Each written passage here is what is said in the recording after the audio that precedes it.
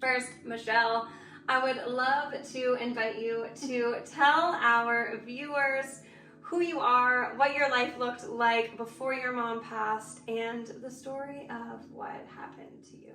Okay, so I'm Michelle.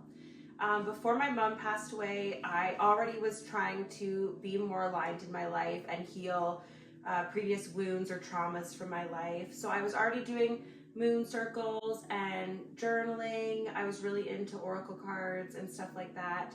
And as we've kind of reflected on now, I was kind of collecting tools for my healing journey. So I was kind of dabbling in a little bit of everything, even bringing my mom along to some circles and stuff like that, because I wanted to feel more aligned and I wanted to feel healed. And I also was very aware that I could kind of help other people too and like bring them into that kind of alignment with me. So I was kind of just collecting, we're gonna say for now, and we'll explain kind of later what we mean by that because it all has come full circle since then. So my mom passed away, as Becky said, 6 months ago. Her and I had gone to a retreat because we, again, were doing more healing. So we were at a yoga, breathwork, and cold plunge retreat. And towards the end of the retreat, my mom lost consciousness and she ended up having a massive brain bleed. So really spontaneous. She had no illnesses. She was only 53 at the time, and we had no idea that this was coming. So it was quite tragic and sudden, but probably for the best in some ways, as they say.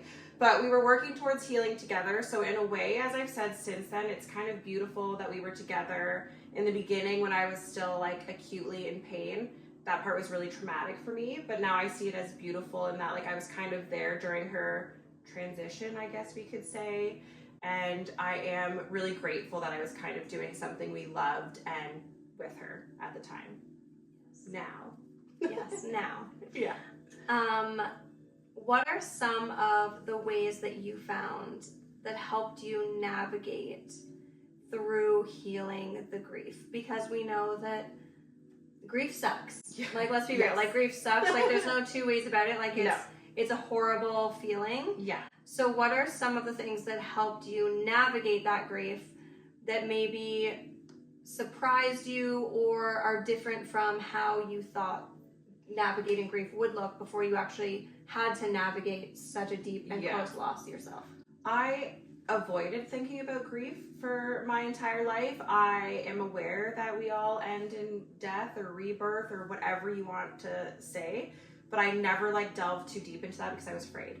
So the passing of my mom was the first time I've dealt with grief on almost any level. I've not lost grandparents. My grandparents are all still alive. I've not lost close friends or family members. So unfortunately, it was my first time dealing with grief, so I was brand new to the whole thing. So there's different stages of grief, obviously. In the very beginning, there's not much you can do other than like take care of your body. Like mentally, you're kind of not prepared to do anything.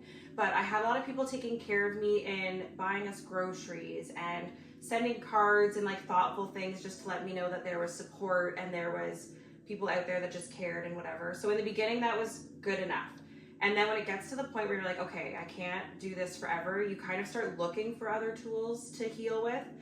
My biggest find, aside from the stuff I'd already been doing, like I was doing self-Reiki, I was coming and getting some healing done by you once I was ready. I was doing all those normal things and trying to journal, but I felt just kind of like I wanted to rush through the bad stuff. I wanted to get back to being happy and whole because I thought that was the end goal of like the human experience. So what I found during this journey instead is grief is not bad. Pain is not bad. It's all part of the human experience. I found a book that I've told everybody I've spoken to in the last 6 months. It's called It's Okay That You're Not Okay.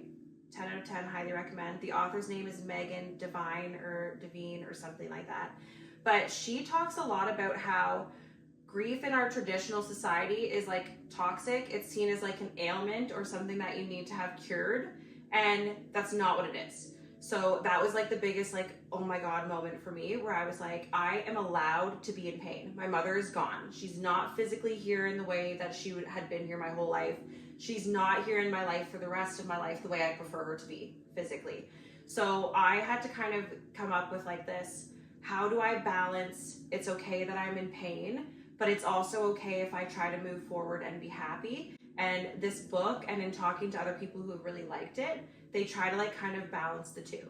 So I think I've even told you before, one of the biggest things that I read that really triggered me was, in a good way, was pain and suffering are different things. So pain is a human emotion. Something happens to you, it hurts, it feels terrible, you cry, it changes your life, etc., etc. Suffering, though, is unnecessary and is toxic.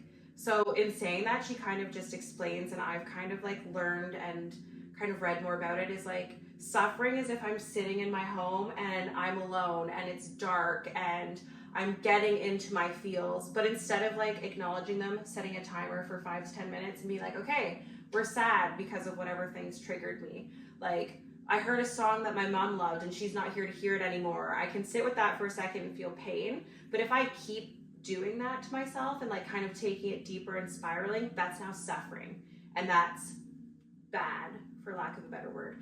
So I think that in navigating my grief, by realizing I'm human, there's beauty in grief. Love is the opposite, I think. Not even the opposite, they kind of like are partners. Grief is love that has no place to go, they say. So if you kind of look at it more beautifully, like, okay, when I'm really sad and hurting the most, it's because I have this love that I can't express to my mom in this traditional way of calling her or texting her or hugging her. And now I have to find ways to try to express that in a different way that I can physically. So I think, and I'm only 6 months in, so like everything can change. But as of right now, I've navigated, and the way I feel like the most okay with it and like I'm going to be okay is by being like, this is human emotion. I'm blessed to have had her in my life. I believe that I'll see her again in some way, or that she's still here in some way, and that's kind of helped me heal.